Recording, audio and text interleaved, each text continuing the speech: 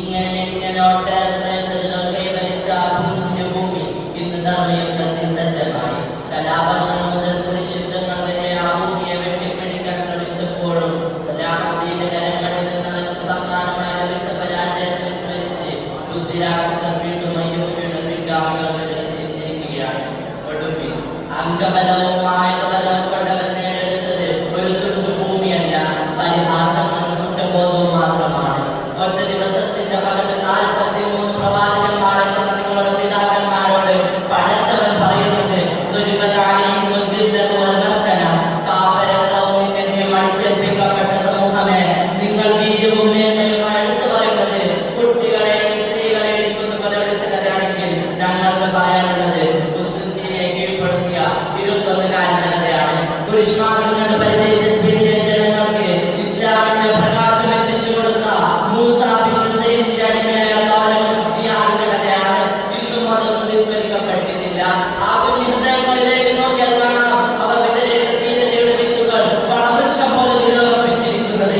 അക്രമവും അധർമ്മവും അനീതിയും മാത്രം പരിചയിച്ചറിഞ്ഞ നിങ്ങൾക്കെതിരെയുള്ള ധർമ്മയുദ്ധത്തെ ഇന്നലെയാണ് നിങ്ങൾ അറിയുന്നതെങ്കിൽ 1400 വർഷം പിന്നിടുമ്പോഴും ഞങ്ങൾ പ്രതീക്ഷിച്ചിരിക്കുകയായിരുന്നു ഈ ധർമ്മ പോരാട്ടത്തിന്. ഞങ്ങളുടെ പ്രവാചകൻ പ്രവചിച്ചതായിരുന്നു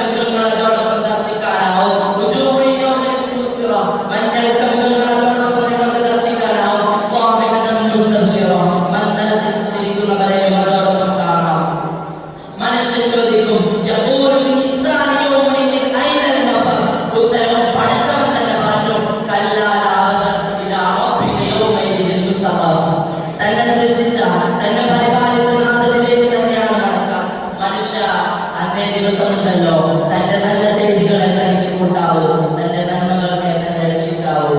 ആ ദിവസത്തെ ഓർമ്മിപ്പിച്ചുള്ള മനുഷ്യൻ വരാൻ പോകുന്ന നിറയെ പോലുള്ള ഉത്തമ ഉദാഹരണമാണ് ഫലസ്തീന്റെയും ഇസ്രായേലിന്റെയും സംഘർഷം. ഇസ്ലാമിന്റെ മേൽ അവർ കെട്ടിപ്പടർത്തിയ ചെയ്തി കൊട്ടാരം അതവർക്ക് നാശമായിരിക്കും. അതിനാൽ നന്മയിൽ മുന്നേറുക, നന്മയെ മുറുകെ പിടിക്കുക, ധീരതയോടെ പോരാടുക. ഇത്തരം പറഞ്ഞുകൊണ്ട് ഞാൻ വാക്കുകൾക്ക് വിരാമം നൽകുന്നു. അൽഹംദുലില്ലാഹി റബ്ബിൽ ആലമീൻ. അസ്സലാമു അലൈക്കും.